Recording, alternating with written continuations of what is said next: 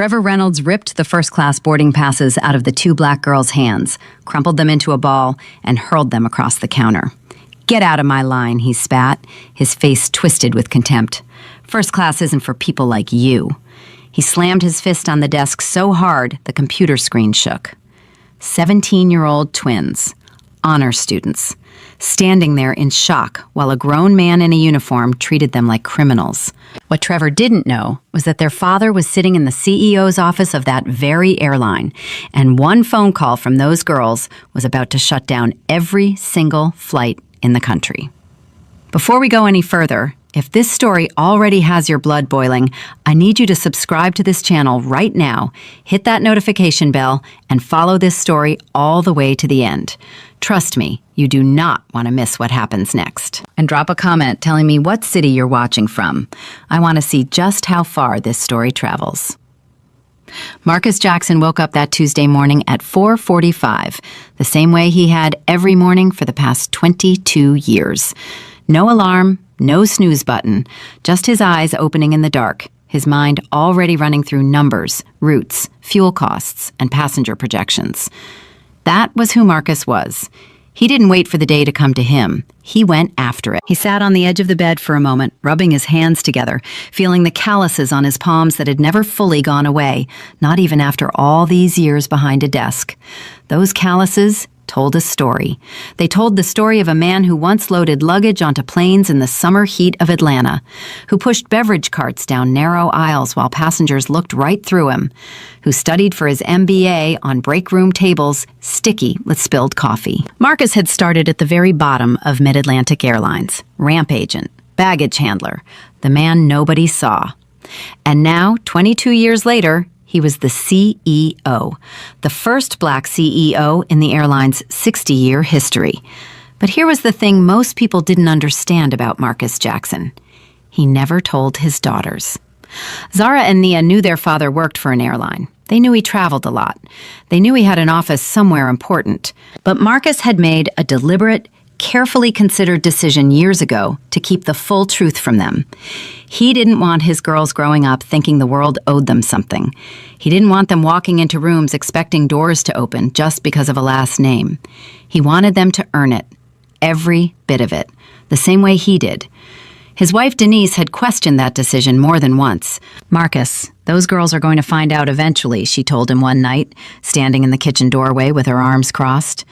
"And when they do, they're going to wonder why you kept it from them." Marcus had looked up from his laptop and said, "When they find out, they'll understand. I'm not hiding anything from them. I'm giving them something. I'm giving them a chance to see the world the way it really is before they see it the way it could be." Denise shook her head but didn't argue. She knew that look in his eyes. Once Marcus made up his mind about something, the conversation was over.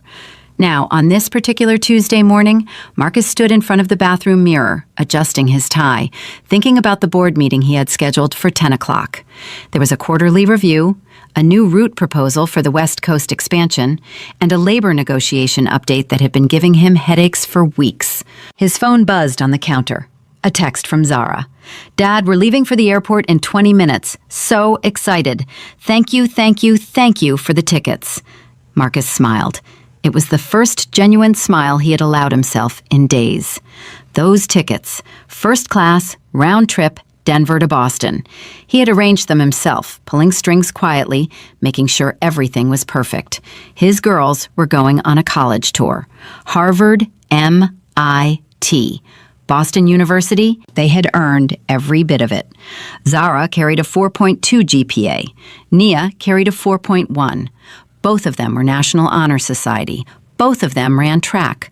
Both of them volunteered at the community center on weekends. He typed back, "Have the best time, be safe, call me when you land, and remember, don't tell anyone who your dad is." It was a line he had used 100 times before. The girls always laughed it off, rolling their eyes the way 17-year-olds do. They assumed he meant it as a joke, a playful reminder to stay humble. They had no idea he meant it literally. Marcus slipped his phone into his pocket and headed downstairs. Denise was already at the kitchen table with coffee. "You nervous?" she asked. "About the board meeting?" "About the girls flying alone." Marcus pulled out a chair and sat down. They're 17. They're smart. They're responsible. They'll be fine. Denise took a slow sip of her coffee and looked at him over the rim of her mug. Marcus. They're 2 black girls flying first class. Alone. You know what that looks like to some people. The words hung in the air between them like smoke. Marcus didn't answer right away. He picked up his own coffee, took a drink, and set it down carefully. I know exactly what it looks like, and that's exactly why they need to experience it. The world isn't going to protect them, Denise. They need to learn how to protect themselves. And if something happens, then they call me, and I handle it. Denise held his gaze for a long moment, then nodded slowly. She didn't say anything else. She didn't need to. They both knew what the world was. They had both lived it. Across town, Zara and Nia Jackson were standing in front of Nia's bedroom mirror, trying on outfits for the 3rd time that morning. Zara held up a blazer. Nia shook her head. Nia held up a sweater. Zara made a face. They went back and forth like this for 10 minutes until they finally settled on matching outfits, the way they always did when it mattered. Do you think Harvard is going to be as intimidating as everyone says? Nia asked, pulling her braids back into a neat bun. Zara zipped up her carry-on bag and shrugged. I don't care if it's intimidating. We didn't work this hard to be scared of a building. That was Zara, always the bold one. The one who spoke first, stepped forward first, stood her ground first. Nia was quieter, more observational, the kind of person who watched a room before she entered it. Together, they balanced each other perfectly. Where Zara was fire, Nia was water. Where Nia was patience, Zara was urgency. They didn't just complete each other's sentences, they completed each other's thoughts. Their mother, Denise, drove them to Denver International Airport. The drive was filled with last-minute instructions, the kind only a mother gives. Don't talk to strangers. Keep your IDs in your front pocket. Don't leave your bags unattended. Call me when you get through security. Call me when you board. Call me when you land. Mom, Zara said from the back seat, laughing, we're going to Boston, not the moon.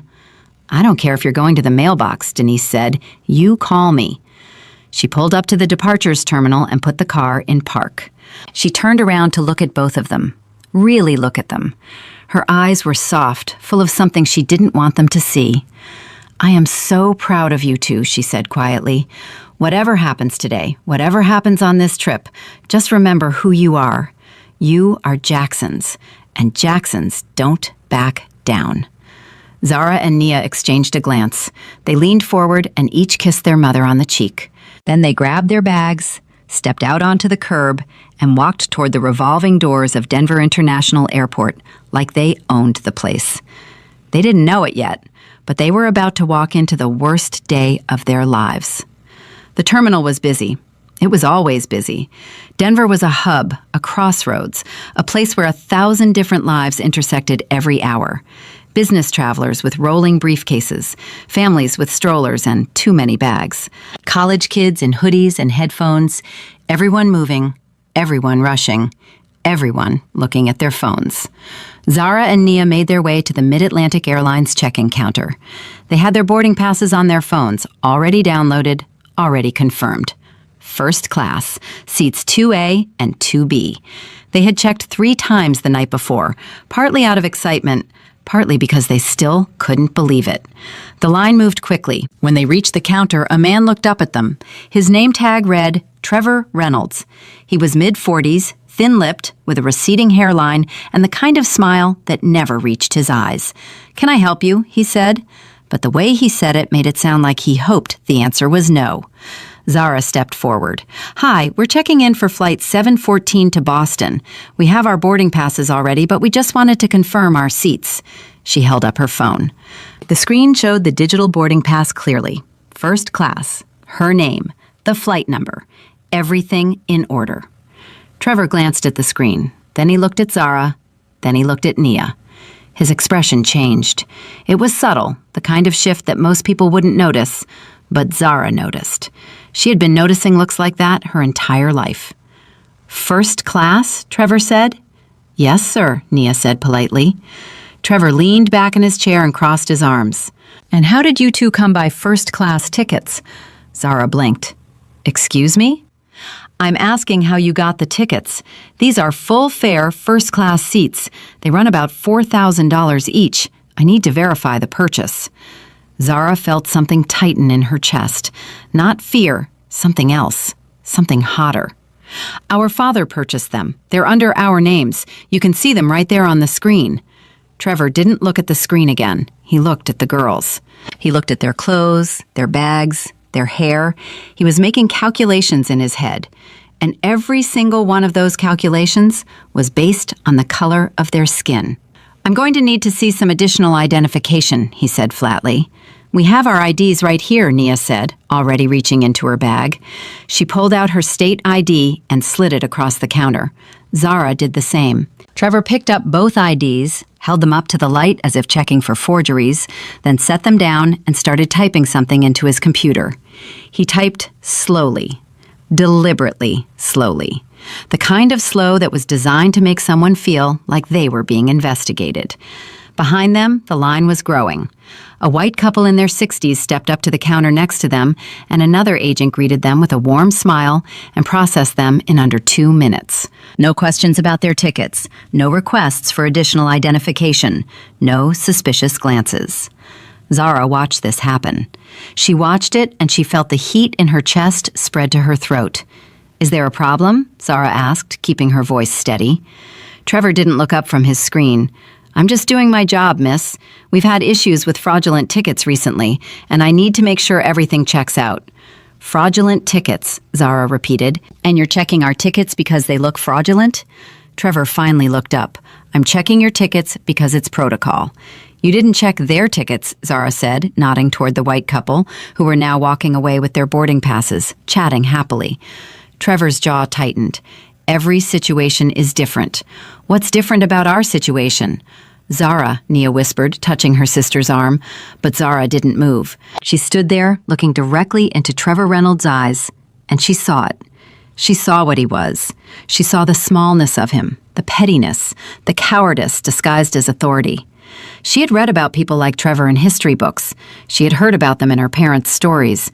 But standing in front of one, feeling the weight of his contempt pressing down on her like a physical thing, was something else entirely. Trevor cleared his throat and said, "I'm going to need you to step aside while I verify these tickets with my supervisor." "Step aside," Zara said. "We've been standing here for 10 minutes. Everyone else has been processed in 2. "Miss, I'm asking you to step aside. If you refuse, I'll have to call security." That word, security. It landed like a slap. Not because Zara was afraid of security, but because she understood what Trevor was doing. He was using the system. He was using his position, his uniform, his little computer screen, to make 2 black girls feel like criminals for having the audacity to fly first class. Nia pulled Zara gently to the side. "Come on, let's just wait. We'll get on the flight. Let's not make this bigger than it needs to be." Zara wanted to fight. Every fiber in her body wanted to fight. But she looked at her sister, saw the quiet steadiness in Nia's eyes, and took a breath. They stepped aside, and they waited. 5 minutes, 10 minutes, 15 minutes. Other passengers came and went. Trevor processed them efficiently, smiling, chatting, wishing them safe travels. He didn't look at the twins once during those 15 minutes, not once. They stood there like ghosts, like they didn't exist, like they were something to be dealt with later or not at all. Finally, Trevor called them back. "All right, your tickets check out," he said, as though he were doing them a tremendous favor. He handed them their IDs and printed boarding passes without making eye contact. "Gate B47, boarding starts in 40 minutes. Zara took the boarding pass from his hand. She wanted to say something. She wanted to tell him exactly what she thought of him, and his protocol, and his verification process. But she didn't. She took the pass, turned, and walked away. Nia fell into step beside her. Neither of them spoke for a full minute. They just walked, their sneakers squeaking against the polished floor, the noise of the terminal buzzing around them. "That wasn't protocol," Zara finally said, her voice low and tight. "I know," Nia said. "He looked at us and decided we didn't deserve those seats." "I know." And nobody said anything. Nobody in that line said a single word. Nia didn't respond to that. There was nothing to say. They both knew the silence of bystanders. They had grown up learning about it, and now they had experienced it firsthand. They made their way to the TSA security checkpoint, trying to shake off what had just happened, trying to refocus on the excitement of the trip. Harvard, MIT, Boston. This was supposed to be the beginning of something wonderful. They were supposed to be smiling right now. The security line was long but moving. Zara and Nia took off their shoes, put their bags on the conveyor belt, and stepped through the body scanner one at a time. Zara went first. The machine beeped green. She stepped through. Then Nia stepped in. Green light, clear. But before Nia could collect her bag, a TSA agent stepped forward. Her name tag read Vanessa Miller. She was a heavy-set woman with a tight ponytail and an expression that suggested she had already decided what was going to happen next. "I need to do an additional screening," Vanessa said, pointing at Nia's carry-on bag. Nia froze. "What? Why? The scanner cleared me." "Random selection," Vanessa said. But she didn't look at anyone else in the line. She didn't randomly select the businessman behind them. She didn't randomly select the family with 3 kids. She selected Nia. Only Nia. "Both of you, actually," Vanessa added, gesturing toward Zara as well. "Step over here, please." Zara felt the heat come roaring back. "We both went through the scanner. We both cleared. This isn't random." Vanessa's expression didn't change. "Ma'am, I need you to step over here. If you refuse, I'll need to call my supervisor, and it will take much longer." There it was again, the threat, the implication. Cooperate, or we'll make it worse. Zara and Nia stepped to the side screening area. Vanessa pulled on a pair of blue gloves with a snap that echoed louder than it should have. She opened Nia's bag and began removing items one by one. Textbooks, a phone charger, a bag of trail mix, a journal with a leather cover that Nia had been writing in since freshman year. Vanessa held up the journal, flipped through the pages as though searching for something hidden between the words. "That's my personal journal," Nia said quietly. Vanessa didn't acknowledge her. She kept flipping. Zara's hands were shaking, not from fear, from rage. Pure, white-hot rage that started in her stomach and radiated outward until her fingertips tingled. She looked around the checkpoint. She saw other passengers glancing their way, some with curiosity, some with discomfort, some with the unmistakable look of people who were glad it wasn't happening to them. And then she saw something that nearly broke her. A white woman, roughly their age, maybe a year or 2 older, walked through the scanner, collected her designer bag from the belt without a second glance from anyone, and strolled away texting on her phone. No additional screening, no blue gloves, no one flipping through her belongings. Nia saw it too. Their eyes met, and in that look was a conversation that didn't need words. They had grown up hearing their parents talk about moments like this. Their father had told them stories, their mother had told them stories, their grandparents had told them stories. And somewhere in the back of their minds, they had always believed, or maybe hoped, that things had gotten better, that their generation was different, that the world had changed. Standing in that security checkpoint, watching Vanessa Miller rifle through Nia's personal journal like it was evidence in a criminal investigation, they understood something their parents had tried to prepare them for. The world hadn't changed enough. Vanessa finished her search, finding absolutely nothing, because there was absolutely nothing to find. She re-zipped the bag and slid it across the table without a word. No apology, no explanation. No acknowledgement that she had just humiliated 2 teenage girls in front of 100 strangers for no reason at all. Zara picked up her bag. Nia picked up hers. They walked away from the checkpoint in silence, but something had shifted between them. Something had hardened. The excitement they had felt that morning, the giddiness of first-class tickets and college tours and the wide-open future, had been replaced by something heavier, something older, something that had been passed down through generations like an unwanted inheritance. They found a bench near gate B47 and sat down. Nia stared straight ahead. Zara stared at her phone. "We should call Dad," Zara said. "He said not to bother him today. He has that big meeting." "Nia, we need to call Dad." Nia turned to look at her sister. She saw the fire in Zara's eyes, and she knew that fire wasn't going to go out. Not this time. Not after what had just happened. "What's he going to do?" Nia asked. "He works for the airline, Zara. He's not going to be able to change what just happened." Zara looked at her sister and said something that, in that moment, felt like nothing more than a frustrated teenager venting. But later, much later, those words would be remembered as the spark that set everything in motion. Maybe he can't change what happened, but maybe he can make sure it never happens again. Zara pulled out her phone, scrolled to her father's contact, and pressed call. 2,000 miles away, in a corner office on the 42nd floor of Mid-Atlantic Airlines headquarters in Charlotte, North Carolina, Marcus Jackson's phone began to ring. He glanced at the screen. Zara's face smiled back at him from the caller ID photo, a picture taken last Christmas, her eyes bright, her grin wide, her whole life ahead of her. He almost let it go to voicemail. The board meeting was in 20 minutes. His chief financial officer was already in the conference room. The presentation was loaded. The numbers were ready. But something made him pick up. Call it instinct. Call it fatherhood. Call it the quiet voice in the back of his mind that had been whispering all morning, ever since Denise had said those words at the kitchen table. They're 2 black girls flying first class. Alone. You know what that looks like to some people. Marcus answered the phone. "Hey, baby girl, you at the airport?" And then he heard it.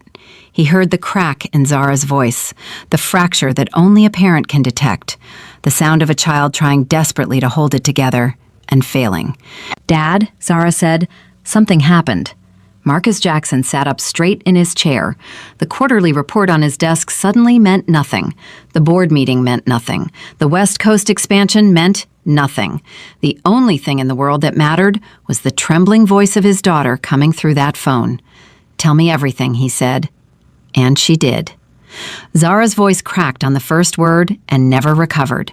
She told Marcus everything. She told him about Trevor Reynolds, about the way he looked at them, about the way he held their IDs up to the light like they were counterfeit bills. She told him about the 15 minutes they stood off to the side while white passengers moved through the line without a single question. She told him about Vanessa Miller and the blue gloves, and the way that woman flipped through Nia's journal page by page, like she was searching for contraband hidden between diary entries. She told him about the white girl who walked through security untouched, unbothered, unquestioned. And then Zara said something that hit Marcus harder than anything else. "Dad, she went through my sister's journal. She read Nia's private words, and Nia just stood there. She didn't cry, she didn't yell, she just stood there and let it happen, because we both knew that if we said anything, if we raised our voices even a little bit, we'd be the ones in trouble. We'd be the angry black girls making a scene. That's what they wanted, Dad. They wanted us to react, so they could prove we didn't belong there." Marcus closed his eyes. His hand gripped the phone so hard his knuckles ached. 22 years. 22 years he had spent building this airline into something he could be proud of. 22 years of early mornings and late nights and missed birthdays and sacrificed weekends. And his own daughters, his own flesh and blood, had just been treated like criminals inside his airline, inside his house. "Where are you right now?" Marcus asked. His voice was calm. Too calm. The kind of calm that comes right before a storm breaks. "We're sitting at the gate, B-47. The flight board's in 20 minutes. Is Nia okay?" There was a pause. Marcus heard muffled movement, and then Nia's voice came through the phone, quieter than Zara's, steadier, but carrying a weight that no 17-year-old should ever have to carry. "I'm okay, Dad. Baby, tell me the truth." Another pause, longer this time. And then Nia said, "She touched my things, Daddy. She went through everything I own like I was hiding something. And the whole time she was doing it, people were staring at us. Not at her, at us, like we were the problem." Marcus pressed his thumb and forefinger against the bridge of his nose. He could feel his pulse in his temples. He could feel the anger building. Not the hot, explosive kind, but the cold kind, the deep kind, the kind that doesn't burn out in minutes, but settles into your bones and stays there. "Put Zara back on," he said. "Dad, we don't want to make trouble," Zara said when she got the phone back. "We just wanted you to know what happened. We're still going to get on the flight. We're still going to do the college tour. We just thought you should know." "Zara, I need you to listen to me very carefully. Do not get on that plane." Silence. "What?" Zara said. "Do not board that flight. Stay at the gate. Sit down. Don't move. I'm going to handle this. Dad, what are you talking about? We've been waiting all month for this trip. We're not going to let some ignorant gate agent ruin it. Zara Marie Jackson, listen to me. Do not get on that plane. Do you understand? Zara had heard that tone maybe 3 times in her entire life. It was the tone Marcus used when there was no room for negotiation, no space for argument, no possibility of compromise. It was the tone of a man who had already made his decision and was simply informing you of it. Okay, Zara whispered. Okay, Dad, we'll stay. Marcus hung up the phone. He stared at it for 3 seconds. Then he stood up from his desk, walked to the door of his office, and opened it. His executive assistant, Patricia, looked up from her computer. She had worked for Marcus for 11 years. She had seen him angry before. She had seen him frustrated, exhausted, disappointed. But she had never seen what she saw on his face at that moment. Patricia, get me the head of operations on the phone, right now. Sir, the board meeting starts in 15 minutes. Cancel it. Patricia blinked. Cancel the board meeting? Cancel everything. Cancel every meeting I have today. And get Tom, I need you to do something for me, and I need you to do it immediately. Sure, Marcus, what do you need? Ground every mid-Atlantic flight. The silence on the other end of the phone lasted exactly 4 seconds, but those 4 seconds contained an entire universe of disbelief. I'm sorry, Marcus, I think I misheard you. You heard me perfectly. I want every Mid-Atlantic Airlines flight grounded. Every single one, effective immediately. Marcus could practically hear Tom's mind racing, calculating the damage, the lawsuits, the media firestorm, the shareholder panic, all of it. Every nightmare scenario a VP of operations could imagine was probably flashing through Tom's mind like a horror movie on fast forward. Can I at least ask why? Tom said. Marcus gripped the edge of his desk. Because 2 17-year-old girls were racially profiled inside our airline today. They were humiliated. They were treated like criminals. They were singled out because of the color of their skin. And it happened in our terminal, by our employees, under our name. I am not going to sit in a boardroom and talk about quarterly numbers while my airline treats black passengers like suspects. Tom was quiet for a moment. Then he said, Marcus, I understand how upsetting this is, but grounding the entire fleet is a nuclear option. There are other ways to ground the flights, Tom. That's not a request. That's an order from the CEO of this company. Every plane on the ground, every departure canceled, every gate closed. Do it now. The line went dead. Marcus set the phone down and stood alone in his office. His hands were trembling, not from fear, not from doubt, from the sheer magnitude of what he had just done. He had just shut down an airline.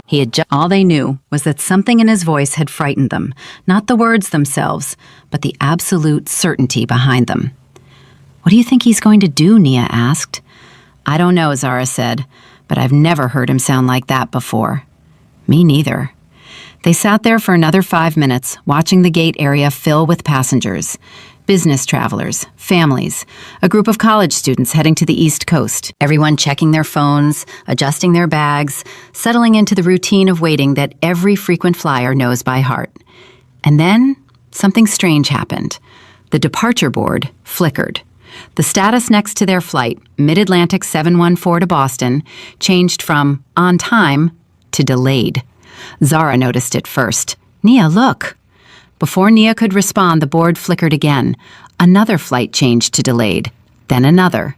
Then another. Within 30 seconds, every single Mid-Atlantic Airlines flight on the board had switched from on time to delayed. A murmur rippled through the gate area. Passengers looked up from their phones. A man in a gray suit stood up and walked to the counter. Excuse me, what's going on with Flight 714? The gate agent, a young woman who looked as confused as everyone else, typed frantically on her computer. I'm sorry, sir. I'm seeing a system-wide delay. In Charlotte, Marcus Jackson was already on his 3rd phone call. The first had been to Tom Whitfield. The second had been to his chief communications officer, Linda Reyes. The third was to the airline's general counsel, David Park. David, I need you to pull every piece of security footage from Denver International Airport in the last 2 hours. Every camera at the Mid-Atlantic check-in counter. Every camera at the TSA checkpoint near gates B40 through B50. I want the footage preserved, copied, and sent to my personal server within the hour. Marcus, what happened? Racial profiling. My employees targeted 2 minor passengers based on the color of their skin. I want names. I want badge numbers. I want employment records. And I want a full internal investigation launched before the end of business today. David paused. Marcus, you said minor passengers. How old? 17. And these passengers, do they have any connection to you? Marcus closed his eyes. He had spent 17 years keeping this secret. 17 years protecting his daughters from the weight of his position, from the expectations, from the scrutiny. And now, standing in his office with the entire airline shut down because of what happened to them, he realized that the secret he had kept to protect them had also kept him from protecting them. They're my daughters, David. The silence on the other end was deafening. They're my daughters, Marcus repeated, his voice breaking for the first time, and they were treated like criminals in my own airline. David cleared his throat. I'll have the footage within 45 minutes. And Marcus, for what it's worth, you did the right thing. Marcus didn't respond. He hung up the phone and walked to the window of his office. 42 floors below, Charlotte spread out in every direction. Somewhere out there, planes that should have been in the sky were sitting on tarmacs. Passengers who should have been flying were standing in terminals, confused and angry. The entire machine had stopped, and Marcus had stopped it. His phone rang again. This time, it was Linda Reyes, his communications chief. Marcus, we have a problem. CNN is already calling. So is Fox. So is MSNBC. The grounding is trending on Twitter. Passengers are posting videos from terminals across the country. We need a statement. Not yet. Marcus, the stock is already dropping. We're down 4% in the last 20 minutes. The board is going to... I said not yet, Linda. When I'm ready to make a statement, you'll be the first to know. Until then, no comment. To anyone.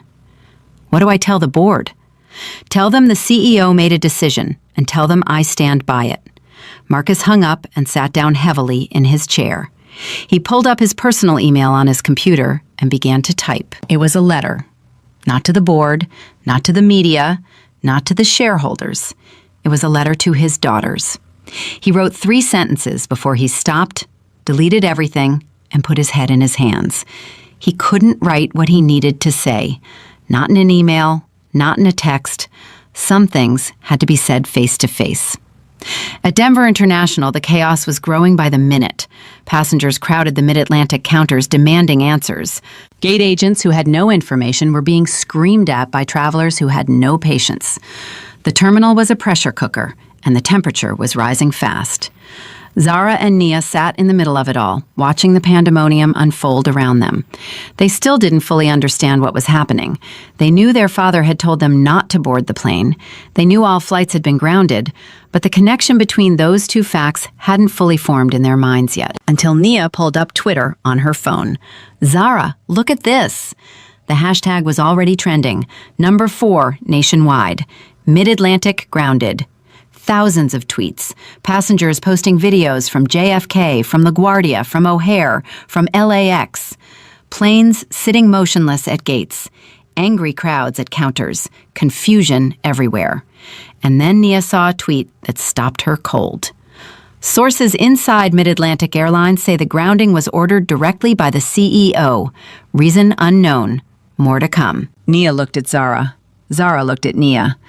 The CEO, Nia said slowly. Dad told us he works for the airline, Zara said.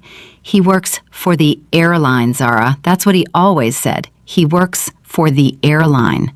Nia, what are you saying? Nia held up her phone. Her hand was shaking. I'm saying that Dad told us not to board the flight, and then every flight in the country got grounded. Every single one. Who has the power to do that, Zara? Who can shut down an entire airline with one phone call?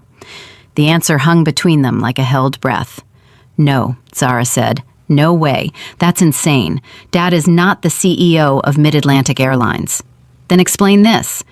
There's no way. He would have told us. Mom would have told us. Would they? Think about it. Think about everything. The way he never talks about his job in detail.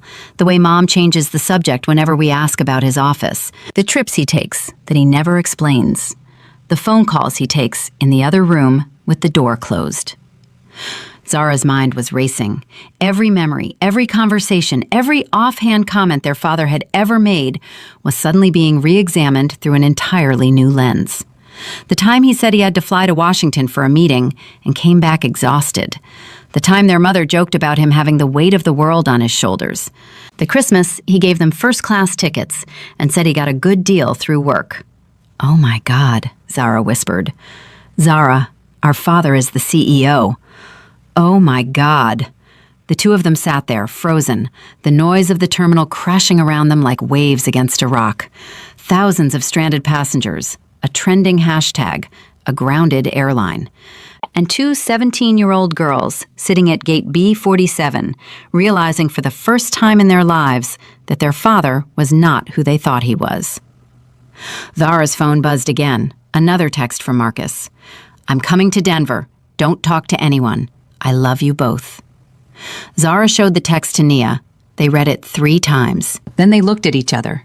And for the first time since they had arrived at the airport that morning, since Trevor Reynolds had crumpled their boarding passes and told them first class wasn't for people like them, since Vanessa Miller had snapped on those blue gloves and rifled through Nia's most private thoughts, for the first time since all of that, Zara and Nia Jackson felt something new. They didn't feel afraid. They didn't feel humiliated. They didn't even feel angry.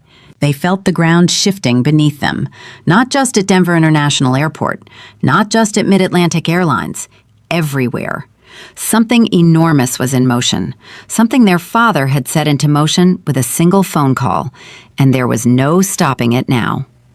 3 gates away, Trevor Reynolds was dealing with his own line of furious passengers when his supervisor pulled him aside and whispered 4 words into his ear. "The CEO is coming." Trevor laughed. For what, a grounding? He'll send a memo and go back to his golf game. His supervisor didn't laugh back. "Trevor, you don't understand. He's coming here, to Denver, personally, and he asked for your name specifically." The color drained from Trevor Reynolds' face. He opened his mouth to say something, but nothing came out.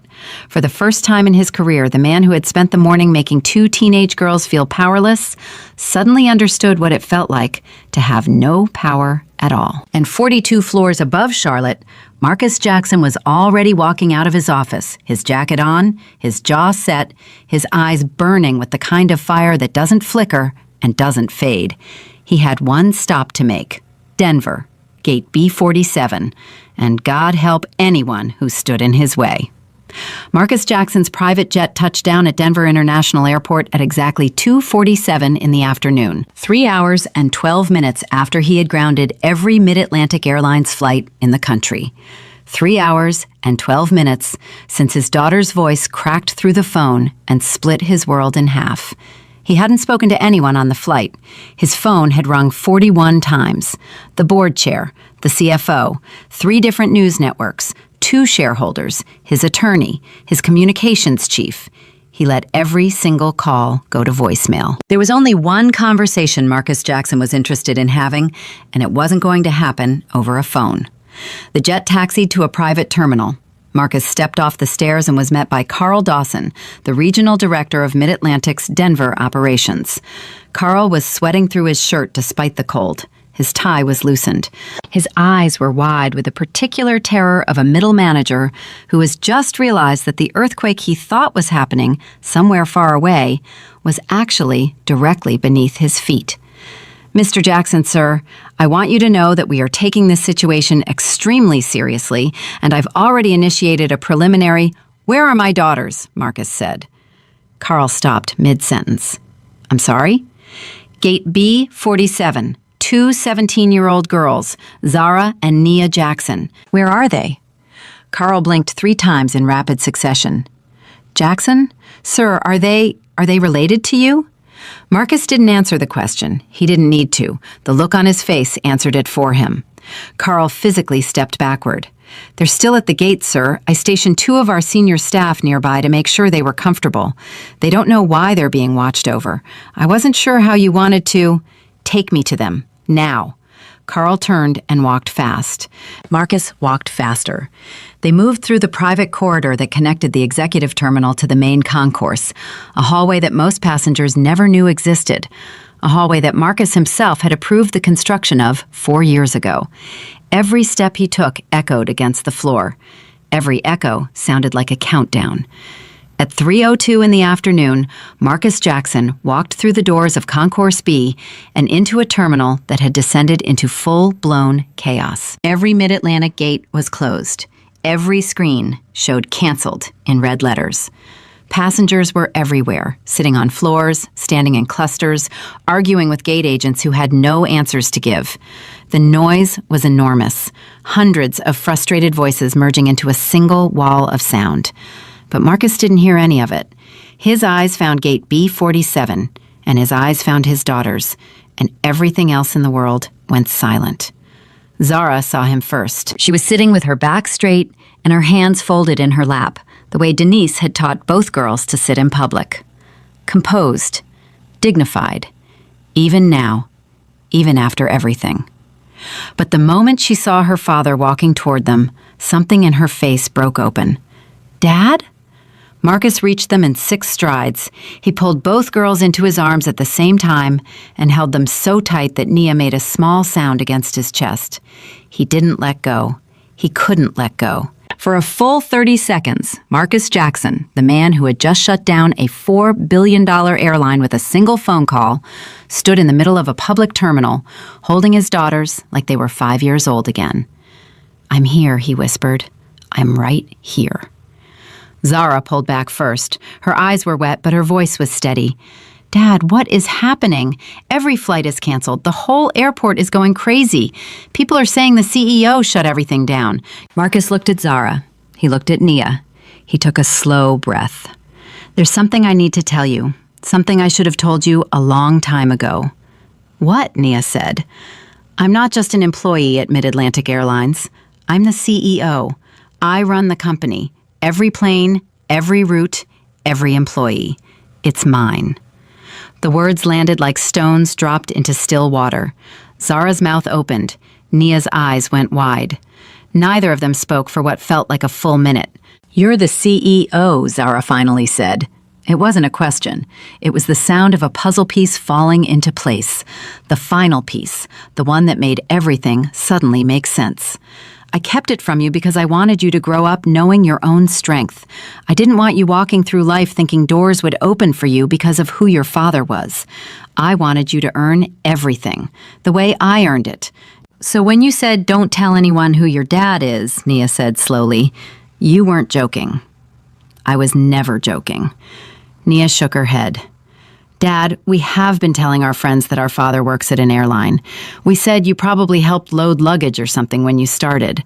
Our friends felt sorry for us." "Good," Marcus said. "That means you learned what the world looks like when nobody's holding the door open for you." "But you grounded every flight," Zara said. "Dad, there are thousands of people in this airport right now who can't go anywhere. Because of us? Not because of you, because of what was done to you. There's a difference. What happened to you today happens to black passengers in this airline every single day.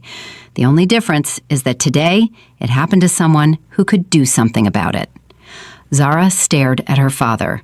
"You shut down the whole airline." "Yes." "Because a gate agent was rude to us?"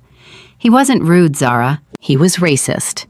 There's a difference between rude and racist, and I need both of you to understand that difference right now because the next 24 hours of our lives are going to depend on it." Marcus pulled 2 chairs together and sat down facing his daughters. His elbows rested on his knees. His hands were clasped together. He looked like a man about to deliver the most important speech of his life, not to a boardroom full of shareholders, but to the 2 people who mattered more to him than anything in the world. "I built this airline from nothing. When I started, I was loading bags in Atlanta heat so bad my hands blistered through my gloves. I pushed beverage carts. I cleaned lavatories. I did every job nobody else wanted to do, and I did it better than anyone who came before me. I got my MBA at night. I worked my way up from the ramp to the office. It took me 22 years. And every single day of those 22 years, someone, somewhere, told me I didn't belong, that I wasn't qualified, that I got lucky, that I was a diversity hire. He paused and looked directly into Zara's eyes. So when you tell me that a gate agent at my airline crumpled up your first-class boarding passes and told you first class isn't for people like you, don't you dare tell me that's just rude. That's not rude. That's a man who looked at my daughters and decided their skin color was a crime. And I will burn this airline to the ground before I let that stand. At 3:17, Marcus's phone buzzed. It was a text from David Park, the general counsel. The security footage had been pulled. All of it. Every camera angle. Trevor Reynolds at the check-in counter, Vanessa Miller at the TSA checkpoint. Time-stamped, archived, ready for review. Marcus read the text and looked up at his daughters. I need you to do something for me. What? Zara said. I need you to tell me exactly what happened. Every detail. Every word. I need you to tell me what they said, how they said it, and who was watching when they said it. Can you do that? Zara and Nia looked at each other. The look that passed between them was the kind of communication that only twins understand. A full conversation compressed into a single glance. I'll go first, Nia said, and she did. Nia told the story from the beginning. She spoke carefully, precisely, the way she wrote in her journal, with attention to detail and a quiet ferocity that made Marcus's chest ache with pride. She described Trevor's face when he saw their tickets. She described the exact words he used. She described the way he held their IDs up to the light. She described the 15 minutes of standing off to the side like suspects in a lineup, while every white passenger in the terminal walked through without a second glance. Then Zara took over. She described the TSA checkpoint. She described Vanessa Miller's blue gloves. She described the snap of latex as Vanessa pulled them on. She described the way Vanessa opened Nia's bag and removed everything, piece by piece, holding up each item like evidence. She described the journal. She described Vanessa flipping through pages of Nia's most private thoughts in front of 100 strangers. And then, Zara said, her voice going hard, a white girl our age walked through the same checkpoint 30 seconds later, and nobody touched her bag. Nobody looked at her twice. She just walked through like it was nothing, because for her, it was nothing. Marcus listened to every word. He didn't interrupt. He didn't react visibly. But inside, something was building. Not anger anymore. He had passed anger 3 hours ago. This was something deeper. This was the quiet, immovable certainty of a man who has seen the full scope of a problem and has already decided exactly how to solve it. At 3:34, Marcus stood up and said, "Stay here. I'll be back in 10 minutes. "Where are you going?" Nia asked. "To have a conversation." Marcus walked through the terminal toward the Mid-Atlantic check-in counter. Carl Dawson scrambled to keep up, practically jogging beside him. "Sir, I should inform you that Trevor Reynolds is still on shift. He doesn't know about the connection between you and the passengers. Should I—" "Don't tell him anything. I want to see his face when he figures it out for himself." They reached the check-in counter. Trevor Reynolds was standing behind it, dealing with a line of irate passengers who wanted to know why their flights had been canceled. He looked harried, annoyed, and completely unaware that the most powerful man in his company was standing 15 feet away. Marcus stopped. He studied Trevor for a moment. This was the man. This was the man who had taken his daughter's boarding passes and crumpled them up. This was the man who had looked at two brilliant, accomplished, beautiful black girls and decided they were nothing. Marcus walked up to the counter. Trevor glanced up with the automatic, empty smile of a customer service worker who has stopped caring. "Sir, I apologize for the delays. All Mid-Atlantic flights have been temporarily grounded due to an operational issue. If you need to rebook—" "I don't need to rebook," Marcus said. "I need to talk to you." Something in Marcus's tone made Trevor pause. "Sir, if you have a complaint, I can direct you to our customer service line. My name is Marcus Jackson." Trevor's face went blank. The name registered, but it took a moment, like a computer processing a command that didn't make sense. Marcus Jackson. Marcus Jackson. Where had he heard that name? And then it hit him. The blood drained from Trevor's face so fast that Carl Dawson actually stepped forward, thinking the man might faint. "You're," Trevor started. "I'm the CEO of Mid-Atlantic Airlines," Marcus said. "And about 4 hours ago, 2 young women came to this counter with first-class boarding passes. They were black. They were 17. And you treated them like they had stolen something." Trevor's mouth moved, but no words came out. His hands gripped the edge of the counter.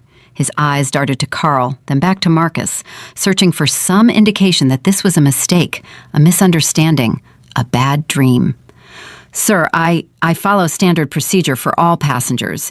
If there was a misunderstanding, I can assure you—" "There was no misunderstanding, Trevor. I've already pulled the security footage. Every second of your interaction with those 2 girls is recorded. The way you looked at their tickets, the way you held their IDs up to the light, the way you made them stand aside for 15 minutes while you processed every white passenger in the line." Trevor's face was gray now. "Mr. Jackson, I treat every passenger the same. You don't, and we both know you don't. And here's what makes it worse, Trevor. Here's what makes this the worst day of your professional life." Marcus leaned forward, not aggressively, not theatrically, just enough so that his next words would land with the full weight of everything behind them. "Those 2 girls are my daughters."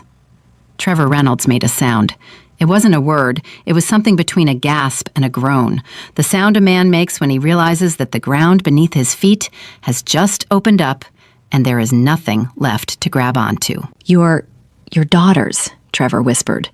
"Zara and Nia Jackson, 17 years old, 4.2 and 4.1 GPAs, National Honor Society, volunteers, scholar athletes. They were flying to Boston to tour Harvard and MIT, first class, tickets purchased by me. And you crumpled their boarding passes and told them first class wasn't for people like them."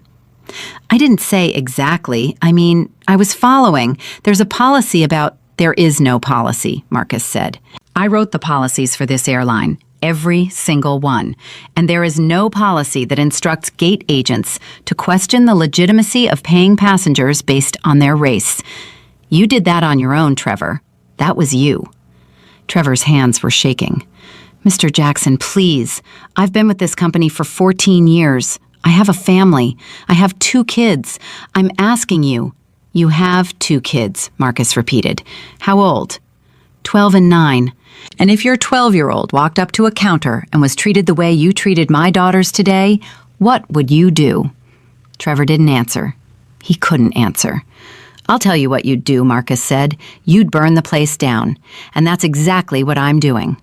Marcus turned to Carl. "I want Trevor Reynolds suspended immediately, pending a full investigation. I want his badge, I want his access revoked, and I want him escorted out of this terminal within the next 5 minutes." "Yes, sir," Carl said. Trevor's legs buckled.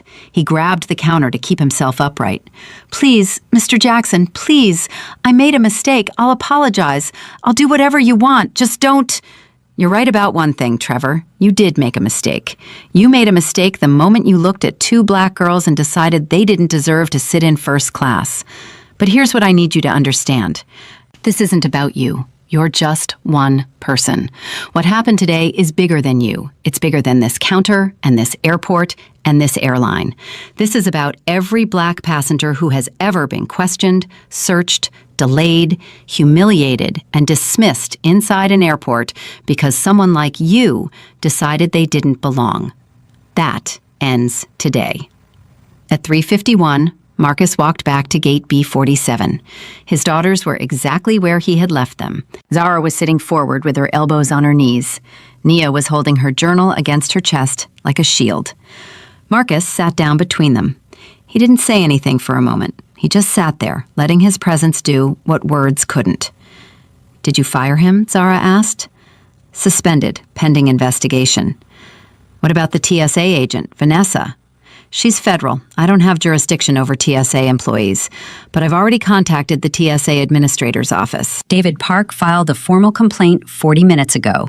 There will be an investigation on that end as well." Nia looked up from her journal. Dad, people are going to be really mad. All these passengers, all these canceled flights, they're going to blame you. Some of them will. Are you scared?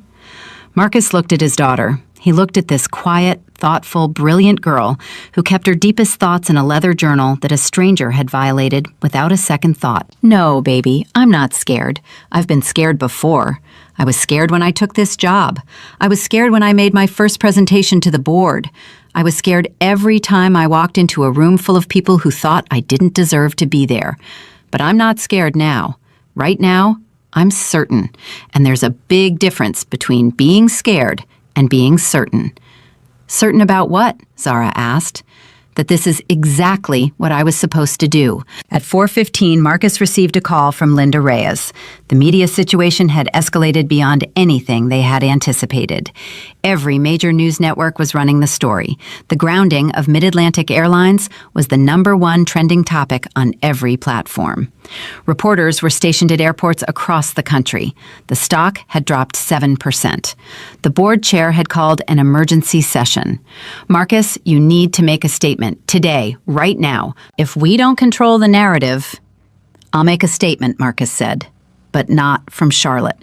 I'm making it from Denver, from this terminal, from gate B47.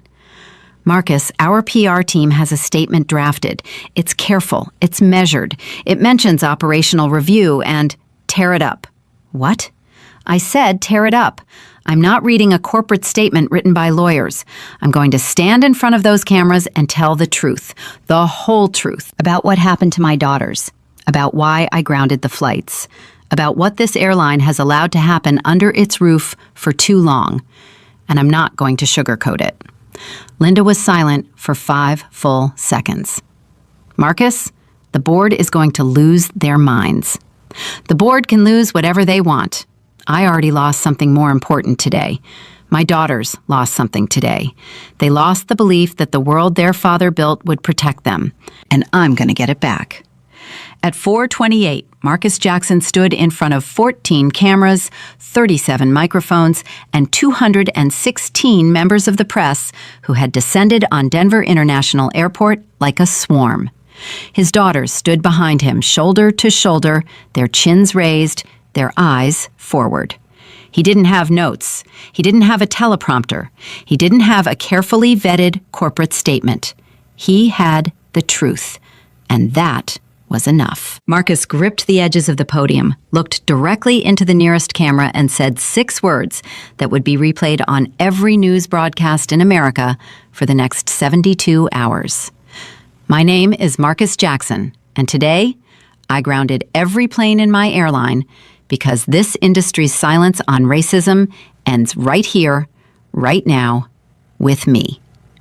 The flashes from the cameras turned the terminal white.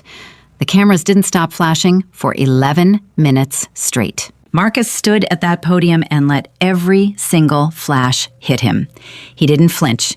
He didn't look away. He let them see him. All of him. The CEO, the father, the black man who had been loading luggage at this very airline when some of these reporters were still in elementary school. This morning, Marcus continued, his voice carrying across the terminal without a microphone, because someone had forgotten to set one up, and Marcus didn't wait. My 2 daughters, Zara and Nia Jackson, 17 years old, honor students, arrived at this airport with first-class tickets that I personally purchased for them. They were going to Boston to tour colleges. Harvard, MIT. It was supposed to be one of the best days of their lives. He paused, not for dramatic effect, because his throat tightened, and he needed a second to push through it. Instead, a Mid-Atlantic gate agent took one look at them, 2 black teenage girls, and decided they didn't belong in first class. He questioned their tickets. He demanded additional identification. He made them stand aside for 15 minutes while every white passenger in the line was processed without a single question. He crumpled their boarding passes. He humiliated them. A reporter in the front row raised her hand. Marcus ignored her. After that, they went through the TSA security checkpoint, where a federal agent singled them out for additional screening. Their bags were searched. My daughter's personal journal was opened and read in front of 100 strangers. A white passenger, their same age, walked through the same checkpoint 30 seconds later and was never touched. Another hand went up. Marcus ignored that one, too. I am telling you this not as the CEO of Mid-Atlantic Airlines. I am telling you this as a father. As a black father who spent 22 years building a career in this industry, who started at the very bottom, who earned every promotion, every title, every dollar, and who today discovered that the company he built from the ground up cannot even protect his own children. His voice cracked on the word children. He gripped the podium harder. That is why I grounded every flight. Not because I was angry, not because I wanted revenge, because I realized something today that I should have realized a long time ago. If my daughters, the daughters of the CEO, can be treated this way, then what is happening to every other black passenger who walks through our doors? What is happening to the people who don't have a father who can make one phone call and shut the whole thing down? Marcus looked directly into the center camera. I'll tell you what's happening to them. The same thing, every single day. And nobody does anything about it because nobody with the power to stop it has ever been forced to feel it the way I felt it today. At 4:43, the first question came. Mr. Jackson, critics are already saying that grounding the entire fleet was an overreaction. The estimated cost to passengers and the company is over $60 million. How do you respond to that? Marcus didn't hesitate. I respond by asking those critics how much a child's dignity is worth. Is it worth $60 million? Is it worth $600 million? Because I'll tell you right now, if it cost me this entire company, I'd do it again tomorrow. Mr. Jackson, did you consult with your board before making this decision? No. Are you concerned about your position as CEO?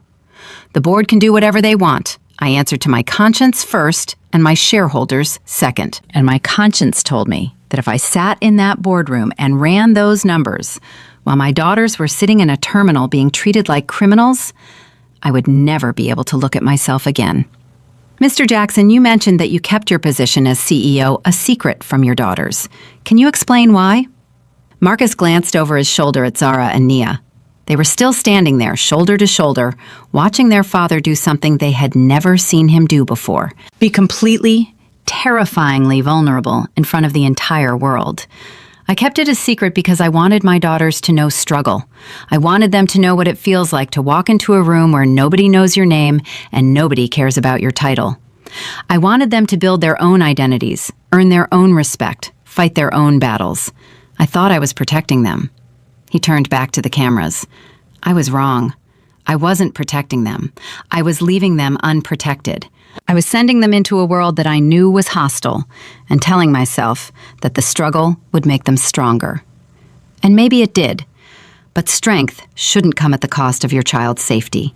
It shouldn't come at the cost of your child being humiliated in public because of the color of her skin. At 5:01, the press conference ended. Marcus stepped away from the podium and was immediately surrounded by his legal team, his communications team, and 3 members of the board who had flown to Denver on their own jets during the press conference. Richard Hale, the board chair, reached Marcus first. Richard was 67 years old, silver-haired, old money, the kind of man who had never raised his voice in public and considered any form of emotional display to be a sign of weakness. Marcus, we need to talk. Now. In private. Then talk. Not here. This is a conversation for a closed room.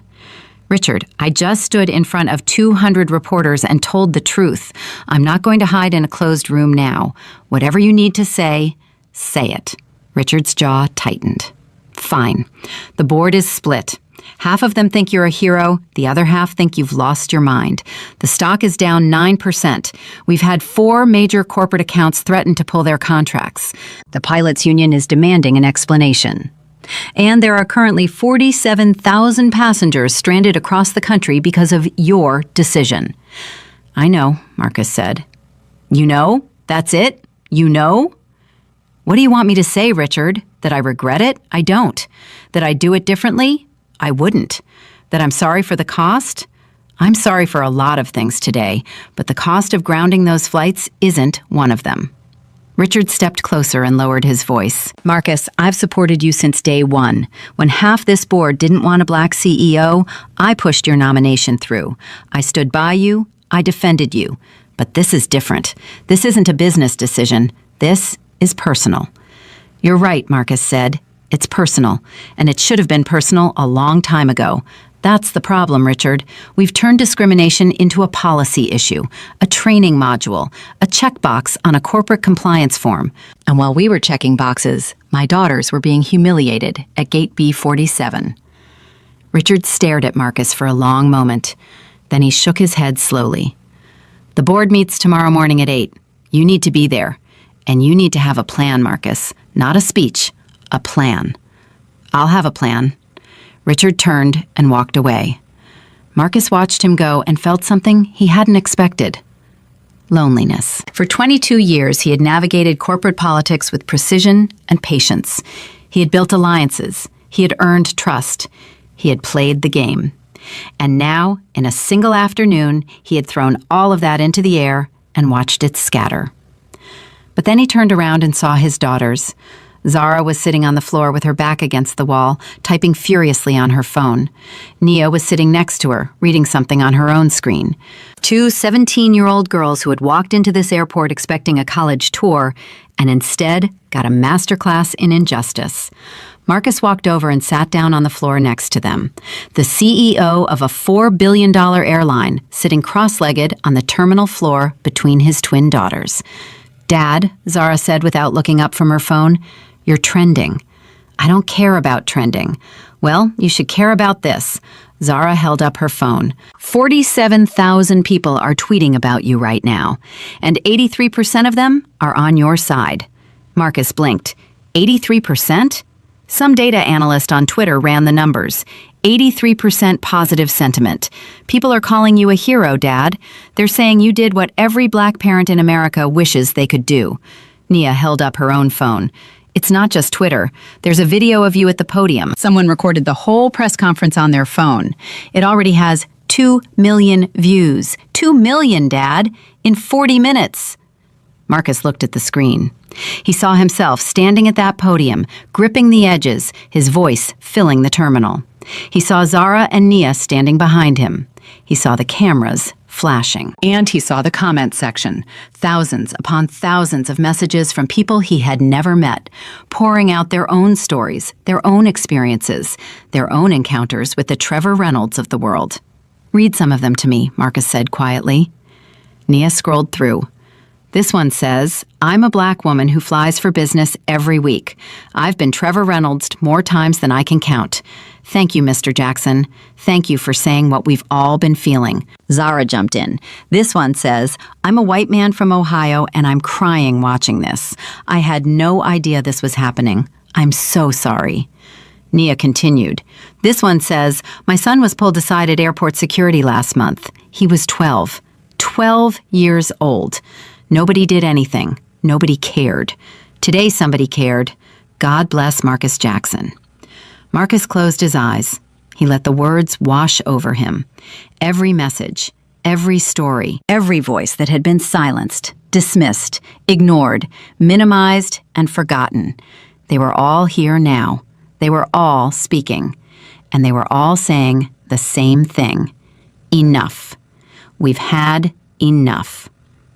At 5:38, Denise called. Marcus picked up on the first ring. I saw the press conference, she said. Her voice was thick with something that could have been tears, or could have been pride, or could have been both. Are you angry? Marcus asked. Angry? Marcus, I have been married to you for 20 years. I have watched you swallow your pride in boardrooms. I have watched you smile at people who didn't deserve your smile. I have watched you come home exhausted from fighting battles that nobody even knew you were fighting. And today, I watched you stand up in front of the whole world and say, enough. I'm not angry. I have never been more proud of you in my entire life. Marcus pressed his phone against his ear and let her words fill the hollow space that had been growing in his chest since that morning. The girls are okay, he said. They're strong. Stronger than I expected. They're Jacksons, Denise said. Of course they're strong. Richard says the board meets tomorrow. Half of them want my head. Let them have a meeting. They can talk until they're blue in the face. What you did today can't be undone, Marcus, and it shouldn't be. I love you, Denise. I love you too. Now go take care of our girls. At 6:12, something happened that nobody anticipated. Passengers in the terminal started approaching Marcus, not to complain, not to demand rebooking. They walked up to him with their phones out, showing him the viral video, showing him the trending hashtags, telling him their own stories. A black woman in her 50s walked up with tears streaming down her face. Mr. Jackson, 20 years ago, I was pulled off a plane in Atlanta because a flight attendant said I looked suspicious. I was wearing a business suit. I was carrying a briefcase. I had a window seat in coach that I paid for with my own money. And they pulled me off that plane in front of 200 passengers. Nobody said a word. Not one person on that plane stood up for me. What you did today, you stood up for all of us. An older white man approached next. He was holding his boarding pass for a canceled mid-Atlantic flight. I was supposed to be in Seattle tonight for my granddaughter's birthday. I was mad as hell when they canceled the flight. Then I watched your press conference, and I called my granddaughter and told her I'd be a day late, but I'd be bringing her a story about a man who shut down an entire airline because he loved his daughters more than money. She said that was better than any birthday present. A young black man, early 20s, college age, came up last. He didn't say anything at first. He just stood there, looking at Marcus with an expression that was part awe and part something deeper, something that looked like recognition, like he was seeing his own father in Marcus's face. My dad was a janitor at an airport, the young man said. He cleaned bathrooms for 30 years. He never complained. He just did the work. And every day he came home and told me, be better than this place. Get out. Go further. I did. I'm in law school now. But he never got to see it. He died 2 years ago. Mr. Jackson, what you did today, my dad would have stood up and applauded. I know he would have. Marcus reached out and shook the young man's hand. He held it for a long time. He didn't trust himself to speak. At 7:04, the board's emergency call happened without Marcus. Richard Hale convened a teleconference with all 12 board members. The conversation lasted 97 minutes. Marcus wasn't invited. He didn't need to be. He already knew what they would discuss: the financial damage, the legal exposure, the PR implications, whether Marcus Jackson should remain as CEO. What Marcus didn't know was what happened at minute 53 of that call. A board member named Gloria Chen, the only other person of color on the 12-member board, interrupted the discussion with a question that silenced the room. Let me ask all of you something, Gloria said. If Marcus Jackson's daughters had been white and a gate agent had treated them this way, would we be having this conversation? Would we be questioning his decision, or would we be praising him for protecting his family? Nobody answered. That's what I thought, Gloria said. Half of you are sitting here worried about the stock price. The stock will recover. It always recovers. But if we fire a black CEO for protecting his black daughters from racial discrimination inside his own company, the damage to this airline will be permanent. Not financial damage, moral damage. The kind of damage that no quarterly report can fix. At 8:22, Richard Hale called Marcus personally. The board has decided to support you, unanimously. Marcus exhaled for what felt like the first time in hours. Unanimously? Gloria Chen gave one hell of a speech, changed the entire temperature of the room. The board wants a comprehensive reform plan within 30 days, anti-discrimination training, new hiring practices, external oversight, independent review of passenger complaints going back 5 years. They want the works, Marcus, and they want you to lead it. I'll lead it. One more thing. The board wants you to know that several members expressed personal regret for not taking these issues more seriously before today. This isn't just about optics. They mean it. Marcus hung up and looked at his daughters. Zara had fallen asleep on Nia's shoulder. Nia was still awake, still scrolling through her phone, still reading the thousands of messages that were pouring in from every corner of the country. The board's keeping me, Marcus said. Nia looked up. Was that ever really in question? Marcus smiled. Actually, smiled. For about 3 hours, yes, it was very much in question. Dad, can I show you something? Of course. Nia turned her phone around. On the screen was a post from a verified account, the official Twitter page of the Harvard University Office of Admissions. The post read, "Zara and Nia Jackson, we've been watching today's events. Your courage, your composure, and your commitment to justice represent exactly the kind of leadership Harvard values. We look forward to welcoming you for your campus tour, whenever you're ready." Marcus read it twice. Then he looked at Nia. Then he looked at Zara, asleep on her sister's shoulder with her mouth slightly open, completely unaware that Harvard had just publicly acknowledged her existence. "Don't wake her up," Marcus said. "Let her sleep. She's earned it." Nia nodded and looked back at her phone. A new message had appeared. Then another. Then another. MIT. Boston University. Stanford. Yale. One by one, universities across the country were posting messages of support, inviting the twins to visit, praising their bravery. At 9:15 that night, Marcus carried Zara through the terminal on his back because she had fallen so deeply asleep that shaking her shoulder didn't work. Nia walked beside him, holding all three of their bags, because that was who Nia was, the one who carried things so other people didn't have to. They got into a car that Carl Dawson had arranged. The driver took them to a hotel near the airport. Marcus checked them into a suite, laid Zara on one bed, and sat on the edge of the other while Nia brushed her teeth. "Dad?" Nia called from the bathroom. "Yeah? Are you okay?" Marcus stared at the ceiling. He thought about the press conference. He thought about Trevor Reynolds' face. He thought about Gloria Chen. He thought about the black woman who cried in front of him, and the young law student whose father cleaned airport bathrooms for 30 years.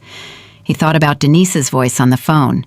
He thought about the weight of 47,000 stranded passengers and a 9% stock drop, and a board that almost fired him, and a world that was watching. "Yeah, baby," he said. "I think I am." Nia came out of the bathroom and climbed into bed next to her sister. She pulled the covers up over both of them and looked at Marcus one more time. "Dad, you know what the hardest part of today was? Tell me." It wasn't Trevor. It wasn't the TSA lady. It wasn't even the journal. Then what was it? Nia's eyes glistened. It was realizing that you've been carrying all of this by yourself for 22 years. The job, the pressure, the racism, the loneliness of being the only one in the room who looks like you. And you never told us. You never let us see it. You just carried it. Alone. Marcus's vision blurred. He blinked hard. He opened his mouth to respond, but nothing came out, because his 17-year-old daughter had just described his entire adult life in 4 sentences, and every single word was true. Nia reached out and took her father's hand. "You don't have to carry it alone anymore, Dad. You have us now. We know, and we're not going anywhere." Marcus Jackson, the man who had shut down an entire airline without shedding a tear, the man who had faced 200 reporters without flinching, the man who had stared down Trevor Reynolds and the board of directors and the entire American media machine without breaking, sat on the edge of that hotel bed, holding his daughter's hand, and wept. Marcus didn't sleep that night.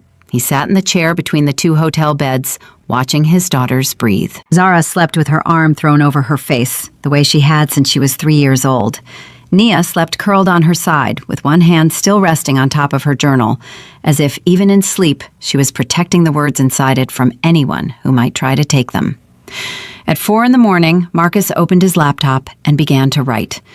Not a corporate memo, not a press release, not talking points for the board. He wrote a plan. A real plan. The kind of plan that doesn't get drafted by committees, or softened by lawyers, or diluted by focus groups.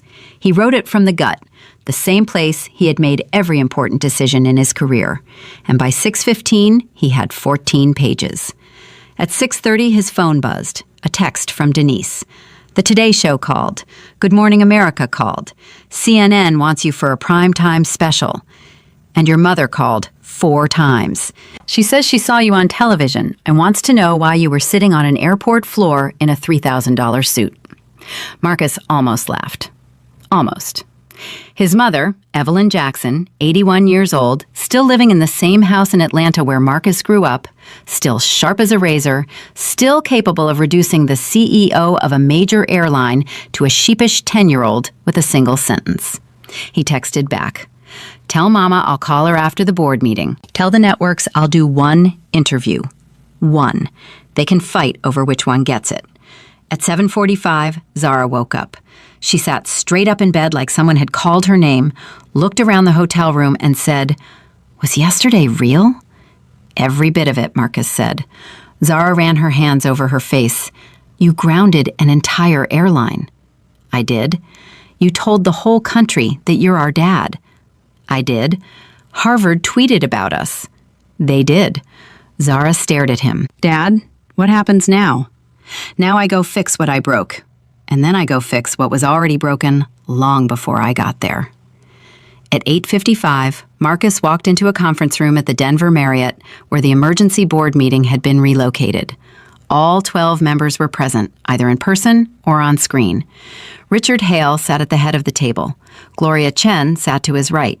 The energy in the room was a mixture of tension, exhaustion, and something else.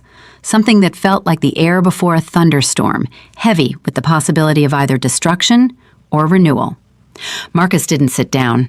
He stood at the end of the table and placed his 14-page plan in front of him.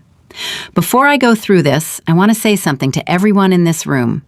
Yesterday, I made a decision that cost this company over $60 million. I made it without consulting any of you. I made it as a father, not as a CEO. And I understand if some of you believe that disqualifies me from sitting in this chair." He paused and looked around the room. Every face was watching him. "But I want you to consider something. Every person in this room has a family. Every person in this room has children, grandchildren, nieces, nephews, someone they love more than their own life. And if that someone came to you and told you they had been humiliated, degraded, and discriminated against by people wearing your company's uniform inside your company's building, you would not have checked the stock price first. You would not have called your lawyer first. You would have done exactly what I did. The only difference is that when it happened to my daughters, the whole world was watching." Richard Hale cleared his throat. "Marcus, the board has already voted to support you. You don't need to justify your actions." "I'm not justifying my actions, Richard. I'm setting the stage for what comes next, because what comes next is going to require every single person in this room to be uncomfortable, and I need you to be ready for that." Marcus opened his plan and began. The first element was a complete overhaul of Mid-Atlantic Airlines' hiring and training practices. Not the standard corporate diversity workshop that employees sit through while checking their phones. Marcus proposed a mandatory, immersive, 60-hour anti-discrimination certification program for every frontline employee, gate agents, flight attendants, ground crew, customer service representatives. Anyone who interacted with a passenger would complete the program within 90 days or be terminated. 60 hours, a board member named Walter Briggs said from the screen. "Marcus, that's nearly 2 full work weeks per employee. The operational cost alone would be $42 million, Marcus said. "I already ran the numbers. It's on page 4.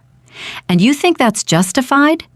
We lost $60 million yesterday in a single afternoon because one gate agent couldn't treat 2 black girls like human beings. $42 million to make sure it never happens again is a bargain." The second element was the creation of an independent oversight committee.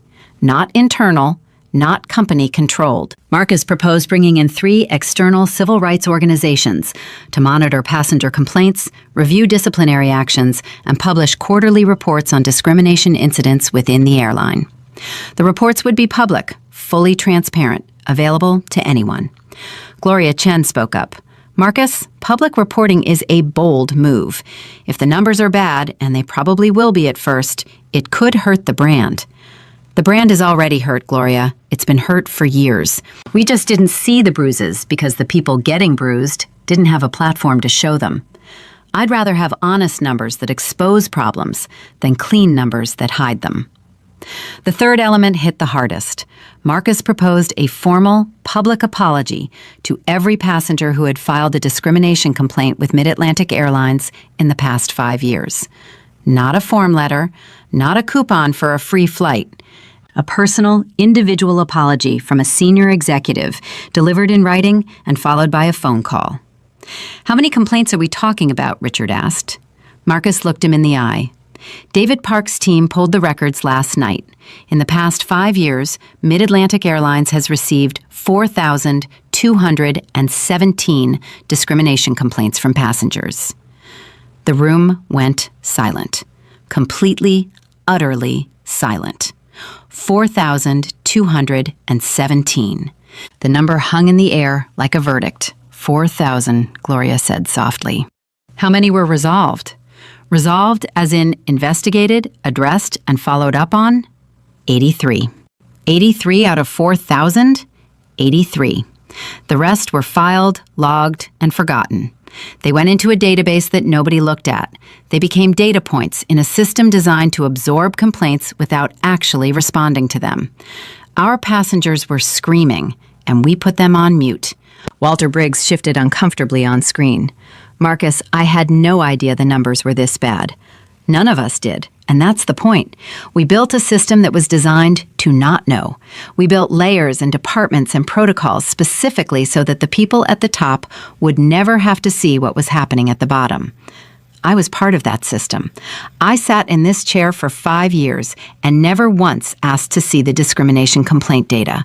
That's on me. And it ends today. The board approved all 3 elements of the plan, unanimously. Not because they were comfortable with it.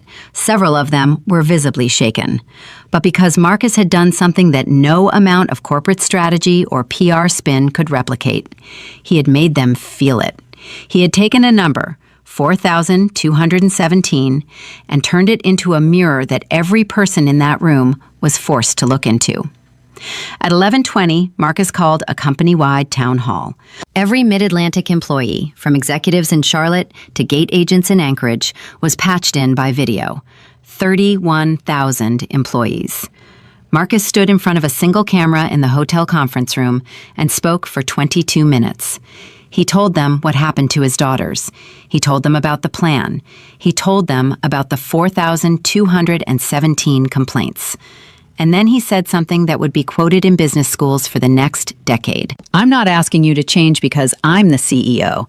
I'm asking you to change because this is a company full of people who get on airplanes every day and take other people where they need to go. That's what we do. We take people places. And every single person who walks through our doors, black, white, brown, young, old, rich, poor, deserves to be taken there with dignity. If you can't do that, if you can't look at every passenger and see a human being first, then Mid-Atlantic Airlines is not the place for you. And I mean that with the deepest respect and the absolute firmest conviction." Within 48 hours, 14 employees resigned. Most of them were frontline workers who had multiple discrimination complaints in their files. 2 were mid-level managers. One was a regional supervisor who had been with the company for 19 years and who, upon hearing Marcus's town hall address, walked into his own office, packed his desk, and left without saying a word to anyone. His resignation letter, which was later leaked to the press, contained a single sentence: "I can't work for a company that puts feelings above efficiency." Marcus read that letter and said to Linda Reyes, "Good. If he thinks dignity is a feeling and discrimination is efficiency, he was never one of us." 3 weeks after the grounding, Marcus did his one interview. He chose a veteran journalist named Diane Palmer, who had been covering civil rights and corporate accountability for 30 years. The interview aired on a Sunday night. 53 million people watched it.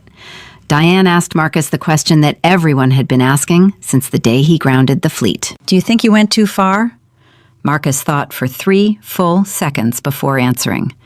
"Diane, I've been asked that question 100 times in the last 3 weeks, by reporters, by board members, by people on the street, and my answer is always the same. Nobody asked me if I went too far when I worked double shifts loading luggage for minimum wage. Nobody asked if things had gone too far when I was passed over for promotions 3 times because my supervisors didn't think a black man could lead a team. Nobody asked if it was too far when my daughters had their boarding searched and their boarding passes crumpled up by a man who decided their skin color was a crime. The world only asks if someone went too far when a black man finally fights back. And I'm tired of that question. 53 million people heard that answer. And something shifted, not just in the airline industry, not just in corporate America, in the national conversation itself. Marcus Jackson had taken a single incident at a single airport and turned it into a reckoning that could not be ignored. 4 months after the grounding, the changes at Mid-Atlantic were undeniable. Every frontline employee had completed the anti-discrimination certification. The Independent Oversight Committee had published its first quarterly report, and yes, the numbers were ugly. But they were honest. And honesty, Marcus discovered, was its own kind of power. Passengers who had once avoided Mid-Atlantic began returning. New customers came specifically because of the reforms. The stock, which had dropped 11% in the week following the grounding, had not only recovered, but surpassed its previous high by 6%. And then came the day that changed everything one final time. 6 months after the grounding, Zara and Nia Jackson returned to Denver International Airport. Same terminal, same concourse, same gate. B-47. They were flying to Boston, the trip they never got to take. And this time, they were taking it. They walked through the terminal with their carry-on bags and their boarding passes pulled up on their phones. First class, seats 2A and 2B, just like before. But nothing else was the same. At the check-in counter, a young woman named April greeted them with a genuine smile. "Welcome to Mid-Atlantic Airlines. Can I help you with anything today?" "We're all set," Zara said, "just checking in for flight 714. April glanced at her screen and then back at the twins. Her smile widened. "Oh, you're the Jackson sisters." Zara and Nia exchanged a look. "You know who we are?" Nia asked. "Everyone at this airline knows who you are. You changed this place. What happened to you? What your father did? It changed all of us." "I went through the training program last month, 60 hours. It was the hardest thing I've ever done at this job, and the most important." April processed their boarding passes, handed them over with both hands like they were something precious, and said, "Have a beautiful flight, and tell your father thank you, from all of us." Zara took the boarding pass and felt something catch in her throat. She nodded, not trusting herself to speak, and walked toward security. At the TSA checkpoint, a new agent was on duty. He waved them through the scanner efficiently and professionally. Their bags came off the belt untouched. No blue gloves, no additional screening, no suspicion. Just 2 passengers, 2 human beings, treated exactly the way every human being should be treated. They made it to gate B-47 and sat down in the same seats they had sat in 6 months ago. The same seats where they had learned who their father really was. The same seats where they had watched an entire airline shut down because one man decided that his children's dignity was worth more than $60 million. Nia opened her journal.